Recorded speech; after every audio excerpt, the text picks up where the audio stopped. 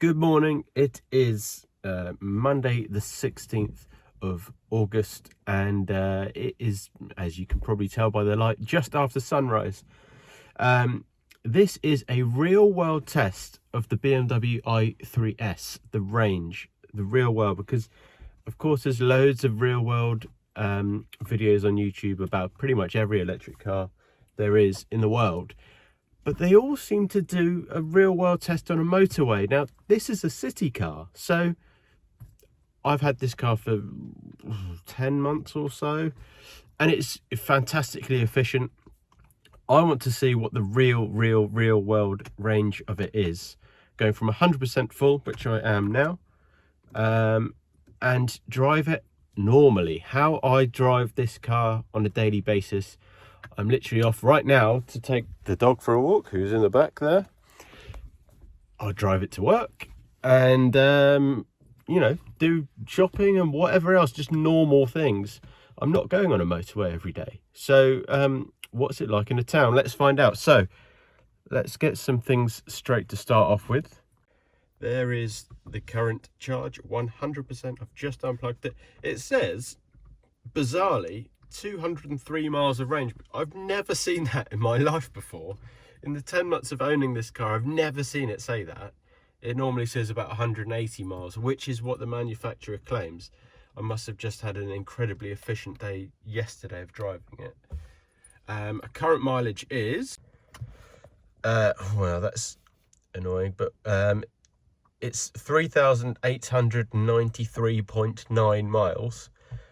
I'm not going to reset the trip because I want to do another video on this after 1 year of ownership and just talk more about it then. But so I don't want to reset everything for that. But that's the mileage. I'm obviously not going to bother showing you every single journey that I go on because that would be incredibly boring. So maybe I'll pick this up halfway through the week, show you where we're at with the mileage then. I think it's going to be quite a warm week, so I'm going to be using the air conditioning quite a lot, so bear that in mind. But like I say, this is real world. I'm putting the aircon on if I want it on. If I need the heating on, which is unlikely, then I'll put the heating on. But let's get going and I'll see you in a week or something. Actually, I just wanted to point something out. So I just said I'll see you in a week or something, or I predict this challenge is going to go on for about 2 weeks. That's because I don't do a huge amount of mileage. But it surprised me, as I've spoken to people about electric cars, people seem to think that you have to plug them in every night until I tell them that you don't, and then they're really surprised. So if you didn't know that, then you just plug it in when it's, you know, near empty. Maybe give yourself a 5% buff from the battery just to make yourself feel better, but you don't need to plug it in every night, essentially, is what I'm saying. There's also two ways of thinking about charging it. Now, I've got a tariff from Octopus Energy where the rate of electric is only 5p per kilowatt overnight, but it's only between 12:30 and 4:30 in the morning.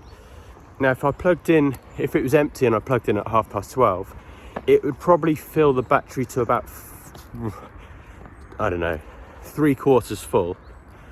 So it wouldn't give me an absolute maximum charge, but that's the cheapest way to do it. Or you could then go on to the standard tariff after that to top the remaining quarter back up. But obviously then you're going to be charged, I think it's like 16p instead of 5p. So you could, if you really wanted to do it as efficiently as possible, charge it just in those periods of time, but like one night after the other, and then you've got a full battery to last you a week and a half, 2 weeks, whatever it may be. The other good thing about this test is actually seeing how many miles that you actually do in a week. I reckon, I've just thought about it now, and plus I have a general idea of how often I charge the car to 100%, is about a week and a half, because I think I do, give or take, obviously every week is slightly different, but give or take about 100 miles a week. So how many miles do you think you do a week? Like, sit down and actually work it out before you start going electric and start thinking, because so many people are like, oh, it doesn't do the range, it doesn't do the range. Really? Because I reckon most people, I think the average commute is 20 miles a day. So, you know, even if you've only got a range of 100, 150 miles and you only want to plug it in once a week, is that not enough range? How often are you going on a motorway in this car? Do you have two cars? Does your partner have a car that you can go on a longer trip in? You know, if you do go on a longer trip, is there motorway charges along the route? Because it probably is. So yeah, that's just another little thing to throw out there whilst I'm thinking about it. Good morning. It is the Monday after I last recorded, so it's exactly a week from when you saw me last. The current mileage is 3,991. I think that is about 101, 102 miles off the top of my head from when we set off. I have 102 miles of range remaining, which sounds about bang on. I'm really still quite baffled why it even said in the first place that I had 200 miles of range, because the car's only supposed to have 180 and I've never seen it higher than like 175, 180 before. So just really strange that the fact that I started recording and it's a 200, but there you go, that's real world. That is you know, that's the point of a real world test. Some things are different to what they're supposed to be in the book. So did you work out how many miles you did in a week or estimated to do in a week? Why don't you just like measure it, start today and see what you do in a week, because it might be less than you think, and then you might think, oh actually, yeah, electric does sort of work for me, because a lot of people really don't use their cars as much as they think they do. Obviously I haven't plugged it in yet. We are actually, I will tell you the battery percentage, 55% charge. So I reckon I could make this last till at least the weekend, until I have to plug it in. I might take it down to 0. I think I might as well take it down to 0, and I might as well do a proper test, 100 to 0%. But I'm now at work, so I'll see you in a few days, I suppose. Alright guys, guess what? It is the end of the test. It is 3 weeks later than when I filled up. I have 1 mile of range left. Weirdly, I've got 2% charge. I've got stuff to do tonight, so I didn't want to just drive round and round and round and round in circles until I actually eventually run out. But the weird thing is, I don't know how many of you are aware, most electric cars, in fact, every single electric car I've ever seen range tested has like a buffer.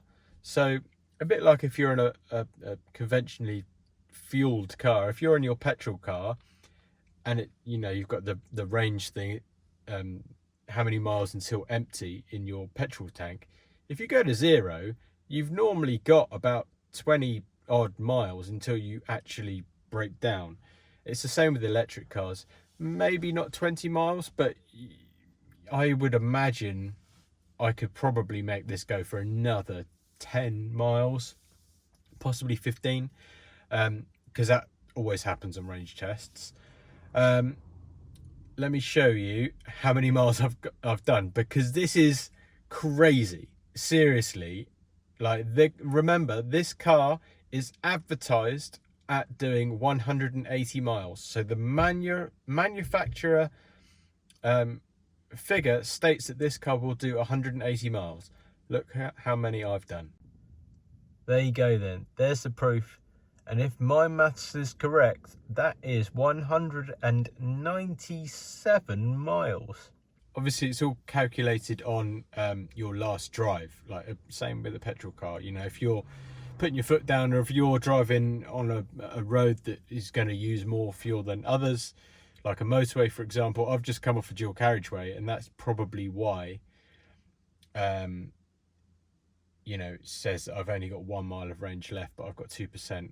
I should, like I say, I reckon I could probably get another 10 miles out of it, but I've got to wrap it up tonight. I mean, considering that, let me turn the light on in here because it's getting dark.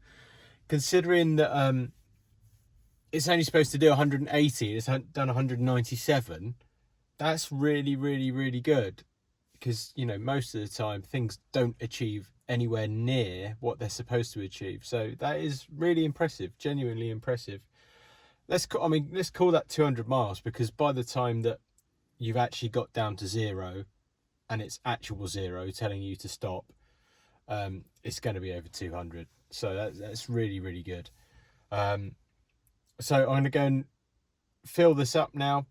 I'm going to plug it in, fill it up, and see what the real world cost is to fill it back up. If I remember, I'll put it on the screen, but it's going to be about £3, there or thereabouts, £3, I think. But yeah, you know, go and put £3 in your diesel and see how far that gets you, because it's not going to get you 200 miles. It's not even going to get you 100 miles. I would doubt £3 in a really efficient, piddly little pointless diesel that all it does is chug along polluting the air is going to get you like 20 miles. What a waste of time. Go and get yourself an electric car. It's so easy to live with. Honestly, the easiest thing in the world. You don't forget to plug it in. You do it every 2 or 3 weeks, however long you need to. It costs you a couple of quid to fill it up.